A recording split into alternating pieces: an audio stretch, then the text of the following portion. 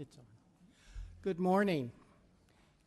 Good to see you all this morning, and I'm very proud that our committee has a quorum at the appropriate time. Madam Secretary, could you call the roll? Quirk, Here. Melendez, Jones Sawyer, Here. Lackey, Here. Lopez, Lowe, Santiago. A quorum is present. First of all, let's begin with the housekeeping items. There's a proposed consent calendar. AB 1563, item number 1, Rodriguez. Item number 3, 1654, Santiago. Item number 8, 1703, Santiago. Item number 9, 1730, Atkins. And item number 10, 1731, Atkins. So that's the consent calendar. Could I have a motion? Move approval of the consent calendar. Second. All right. Moved by Mr. Jones Sawyer, second by Mr. Lackey. Madam Secretary, please call the roll. Quirk, Aye. Quirk, aye. Melendez, Jones Sawyer, Aye. Jones Sawyer, aye. Lackey, Lackey, aye. Lopez, Lopez, aye. Lowe, Santiago. Consent calendar has been adopted. Thank you all. We'll begin with Mr. Stone. Item number 2. Which is item number 2, AB 1597.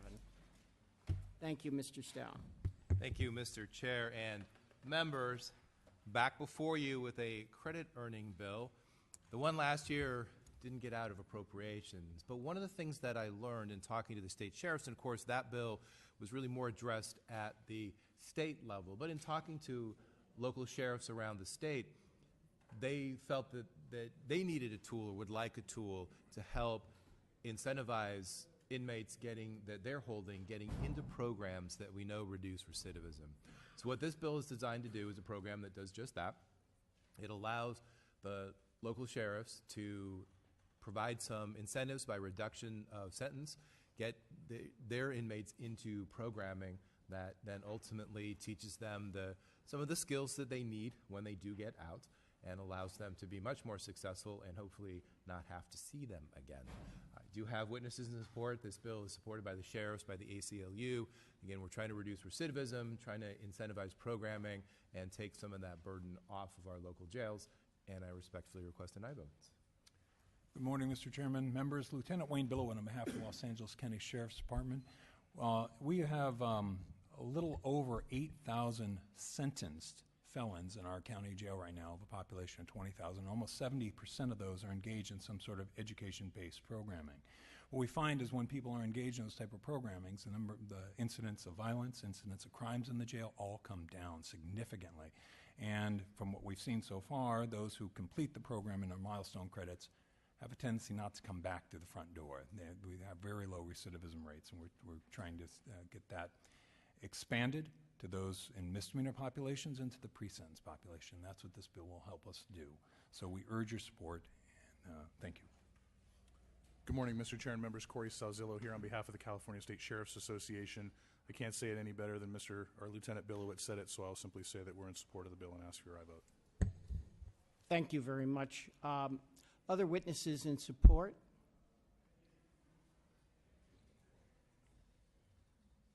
Good morning, Chair and members. Dennis Cuevas Romero with the Hernandez Strategy Group here on behalf of the California Attorneys for Criminal Justice in strong support.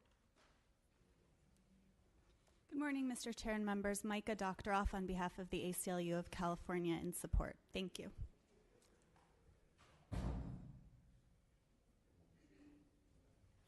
Maddie Hyatt from the California Civil Liberties Advocacy in strong support. Very good. Witnesses in opposition? There being none, let's hear from the committee with any questions. Mr. Jones Sawyer. Mr. Chair, I'll go ahead and move the bill. I think this is an excellent idea. Do we have a second? I think this is an excellent program and an excellent idea. This is the way we need to start moving.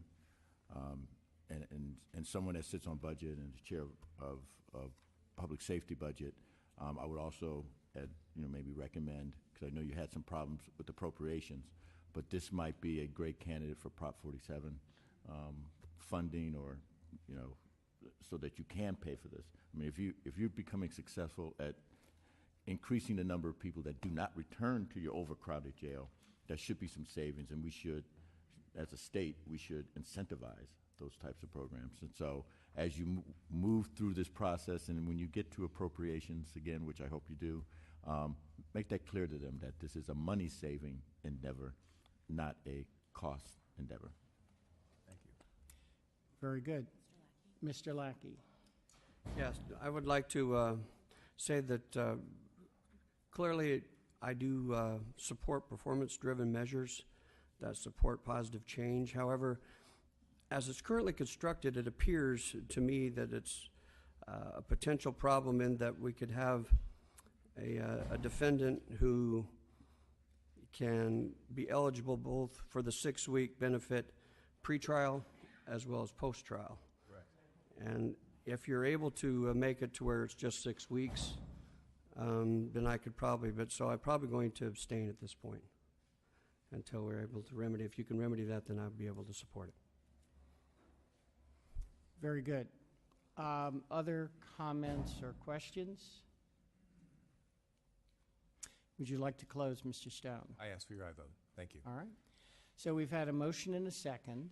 I'm recommending an aye vote for the reasons stated by Mr. Jones Sawyer. Madam Secretary, please call the roll. Quirk, Aye. Quirk, aye. Melendez, Melendez not voting. Jones Sawyer, Jones Sawyer, aye. Lackey, Lackey not voting. Lopez, Lopez, aye. Lowe, Santiago, The bill is on call. It needs one. Thank you, Mr. Stone. Thank you.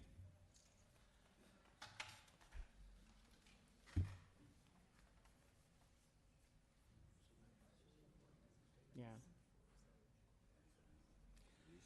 All right. We'll take a short recess. The other presenters are at another engagement right now. Let's see. It's 20 of now. Let's take 10 minutes. Be back at 10 of. Thank you.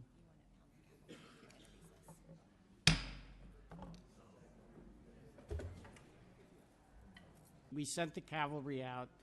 We should have authors in just a moment.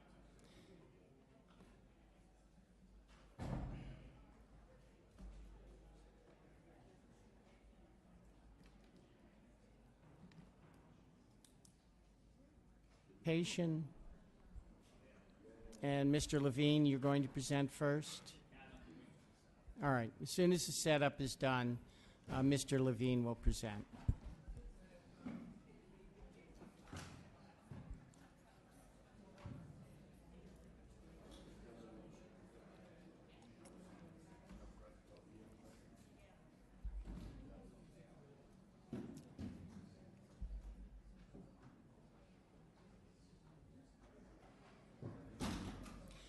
In the meantime, we do have a bill that is on call,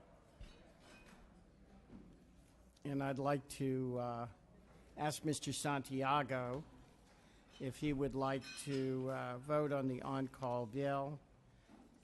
This is Stone, AB 1597, County Jail Custody Credits. Madam Secretary. AB 1597, do pass as amended. Santiago? Yes. Santiago, aye. The bill is out. Then we have the consent calendar. Mr. Santiago, would you like to add on to the consent calendar? Consent calendar, Santiago? Yes. Santiago, aye. Very good. Mr. Levine, would you like to introduce your guests for who are going to be doing the demonstration?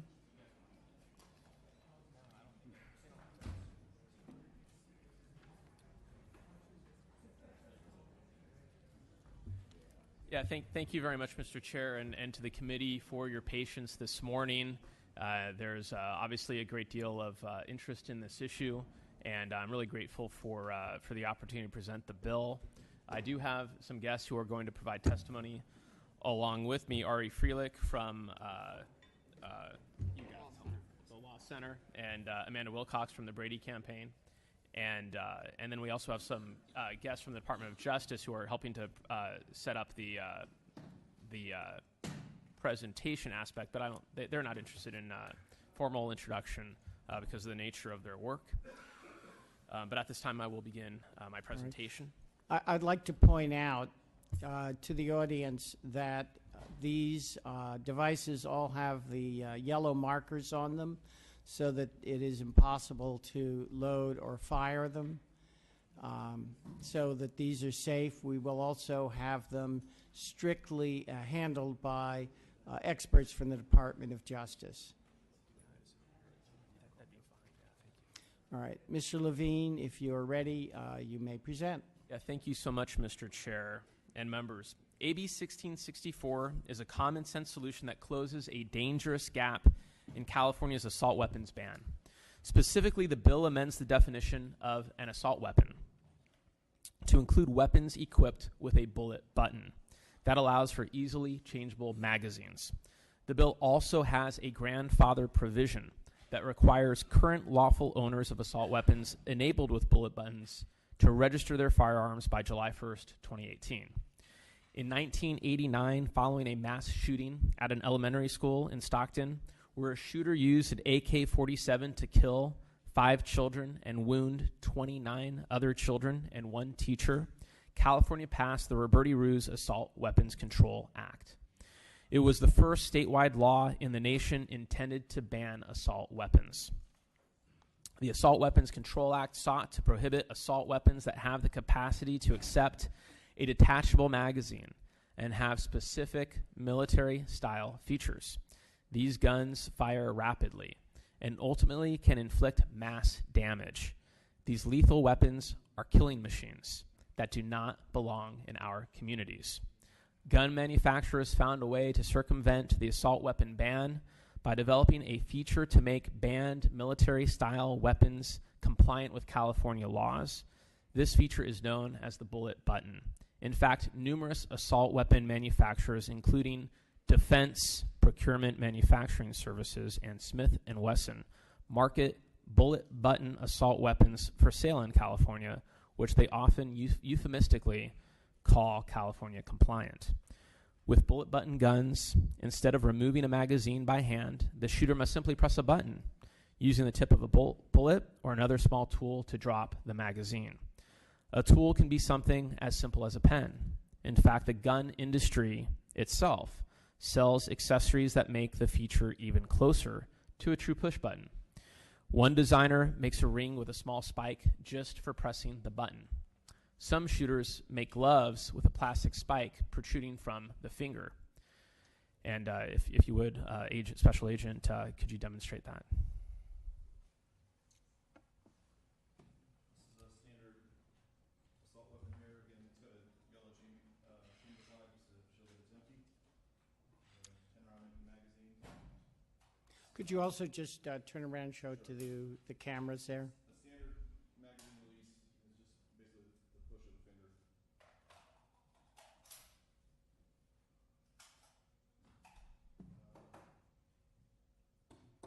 Bullet button style weapon. Again, 10-round magazine. We'll insert the rounds or the magazine. You can use a tool such as a dummy round like this. And the magazine drops out. It occurs to me we're not able to pick this up on the TV, but I don't know that we have the right kind of microphone for you. Would you like me to speak louder? That won't help. All right.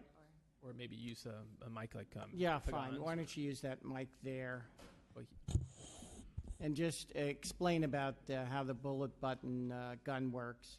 You've demonstrated it. Now just talk into the microphone and discuss it. Oh, they're going to move the mic there. Good.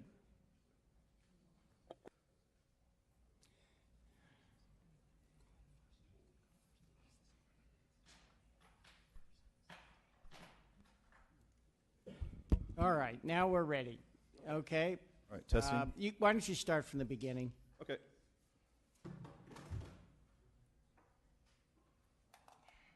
Okay. So this is a traditional assault weapon. It has a push-button magazine release. You just use your finger to push it in. Magazine will pop out after each cycle of fire.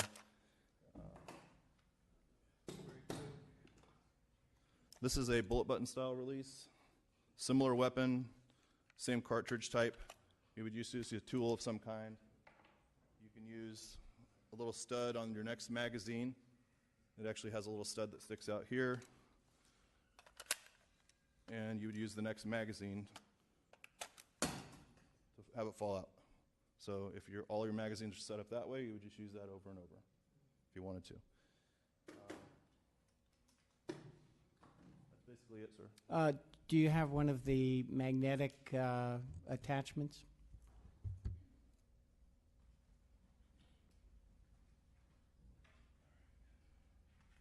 So again, with a bullet button style release, there are many variations out there, some of which are actually magnets that will temporarily, the idea is to temporarily in California use this.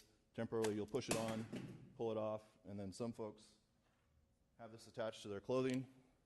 They would pull it off and then use it as a tool, temporarily take it off.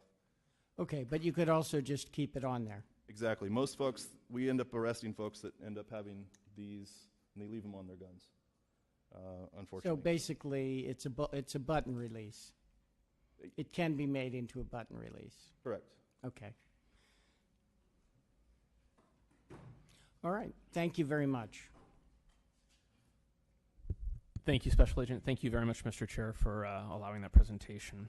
Technically, a magazine attached to a gun that uses a bullet button does not classify as a detachable magazine. So guns equipped with a bullet button are legal under California law. However, just as demonstrated, the bullet button feature still allows users to swap out magazines within seconds and blow through ammunition at a very high rate.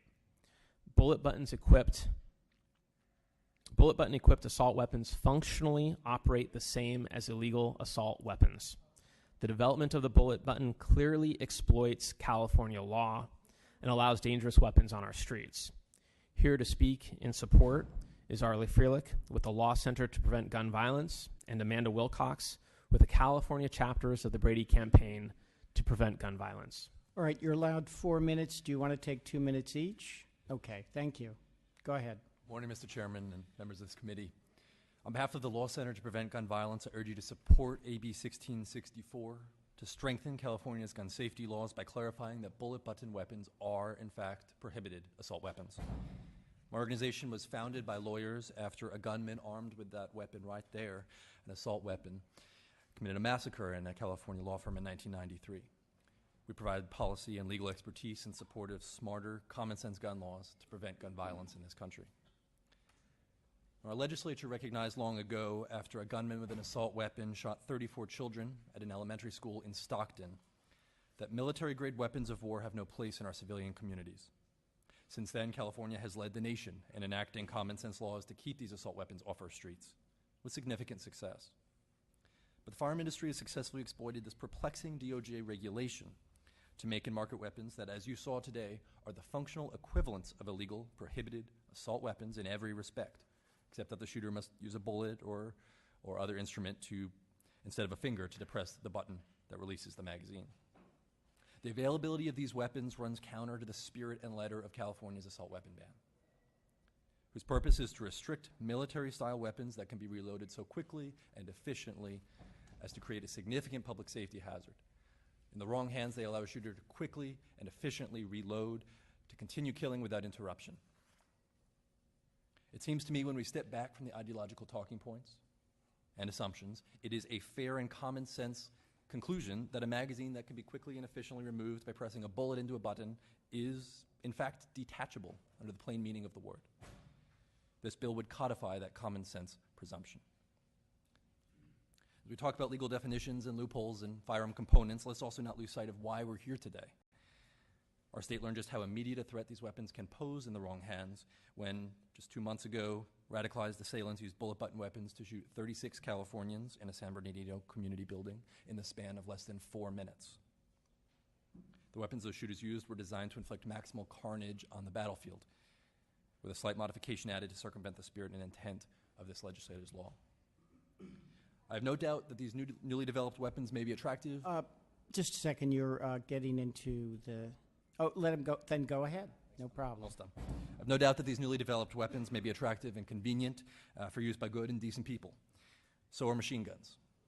But any legitimate function these weapons serve as a sports or recreational firearm is substantially outweighed by the danger that they have been used to, are designed to be used to, quickly and efficiently take human life on a mass scale. Thank you. Thank you. You have about a minute. Yeah, that's fine. Again, my name's Amanda Wilcox, and I'm here on behalf of the 27 California chapters of the Brady Campaign to Prevent Gun Violence. Many of our chapter leaders and members have lost a loved one to gunfire, including myself. My daughter was killed in a rampage shooting in 2001. The bullet button feature clearly violates the intent of the 99 assault weapons law. And of course, the idea is if you have a gun with military-style features, one shouldn't be able to also have the capacity to do that rapid reload. And the reason that is so important is because with those other features, such as a pistol grip or whatever, that the shooter can keep their aim and control of the gun while they reload, and thus maintain the rapid and continuous fire, which sadly we have seen kills very many people very quickly. I have fired these weapons and was really astounded by the amount of power that they have. I've seen videos of people using bullet buttons and doing that rapid release, and it is... If you could wrap up. And it is it is incredibly quick. It's exchangeable magazine. And finally, the other key point about this bill is that records will be captured of these kind of weapons that have been acquired since 2001. That is very important. If someone is prohibited and dangerous, we want to know they have these guns so we can seize them. Thank you. Thank you very much. Okay.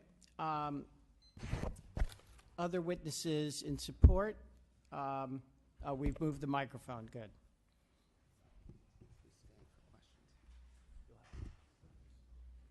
Mr. Chair and members, Mimi Budd, a member of the Brady Campaign to Prevent Gun Violence, asking your support of the measure. Thank you.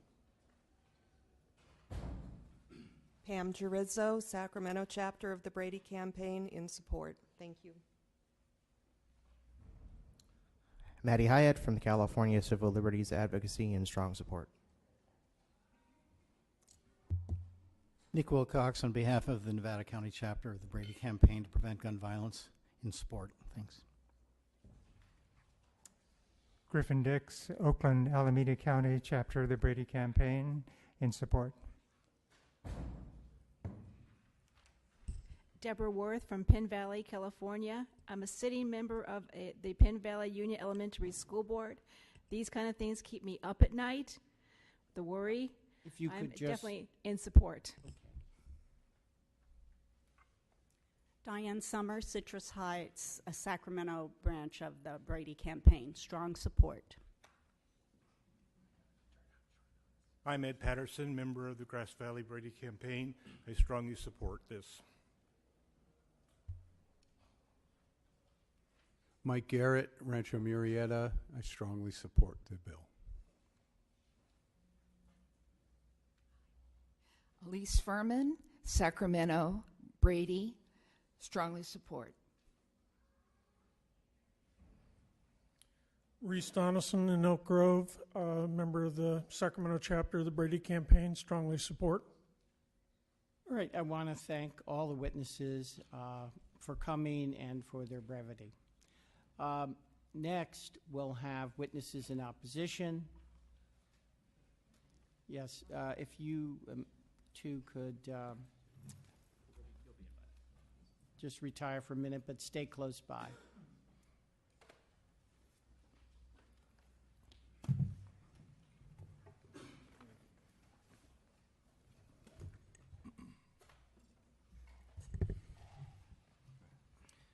Mr. Okay. Chairman and members. Please go ahead. Hang on, let me. Okay. Thanks. The clock is on. Mr. Chairman and members, Sam Paredes, Executive Director of Gun Owners of California, in strong opposition to this bill. There are a couple of things that I want to point out that have been brought up in this committee and in this hearing. In actuality, the Roberti Roos Assault Weapons Control Act of 1989 states the following. This is the intent of the legislature. It is not, however, the intent of the legislature by this chapter to place restrictions on the use of those weapons which are primarily designed and intended for hunting, target practice, or other legitimate sports or recreational activities, Penal Code Section 12275.5.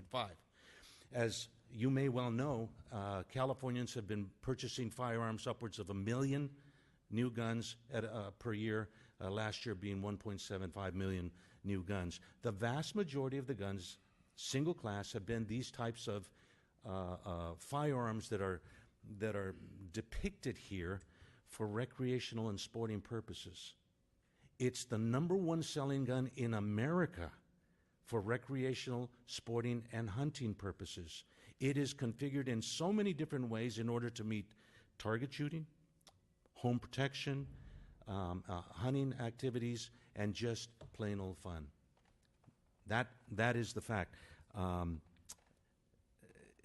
The issue of the detachable magazine, and I was looking around the room to see how many people were here. Just talk into the microphone. I'm sorry? Just talk into the microphone so I will. we can hear you. I was looking in the room to see how many people were here when the conversation was actually taking place on the passage of this bill. And if my memory fails me, I only see Mr. Worley and myself who were actually here during the testimony and during the process of the passage of the California Assault Weapons Act. This kind of an issue was Okay, exactly discussed. Your 2 minutes is up. Do you want to? Well, you can continue to talk if the other folk doesn't want to. I pass to my colleague. Okay. Mr. Chairman, members of the committee, Ed Worley with the National Rifle Association. I can honestly say that I am the only person in this room, or probably in this building, who's been through the entire charade of the things you're seeing going on here. I, along with probably nobody else in this building, was at every single Department of Justice hearing when the policy was created. Part of the reason this policy was created is because some firearms, in order for you to take the firearm apart, you must use a tool to take the magazine out. This is not a loophole. This is a Department of Justice policy that was created by Attorney General Bill Lockyer. This is a Department of Justice policy that was reinforced by Attorney General Jerry Brown. This is a Department of Justice policy that is currently administered by Kamala Harris. This is not a loophole. This is an accurate depiction and accurate reading of what the statute says. So when people come in and they talk about it's easy to take the magazine out by using a bullet button or other device, if you read what the statute says, it's a detachable feeding device, which uses a tool, and that's what this does. So the challenge that you're going to have is that a couple of things are still going to be true when we walk out of this room. The Second Amendment is still viable. The Second Amendment is still here. And this statute's going to violate the Second Amendment. The other thing that's going to happen is the advocates of this bill, who continually try to ban firearms for law-abiding citizens, are going to drive gun sales through the roof. More than likely, because of this bill and these other bills, the proponents are going to help sell probably over 1 million guns in the state of California this year, which is fairly ironic, considering they're the ones sitting here saying that they want to ban these guns. The other challenge we're going to have is very quickly is many law enforcement officers are buying these type of rifles with bullet buttons on them. They're allowed then to take the bullet buttons off of those to use. When they leave an agency or retire from an agency, you know what the solution is? They're being told by the Department of Justice for these peace officers to lawfully keep these firearms. They're being told to put bullet buttons on the firearms. So what you will end up doing is you will end up banning firearms for law enforcement officers also. For all these and many other reasons, we oppose the bill. Thank you very much.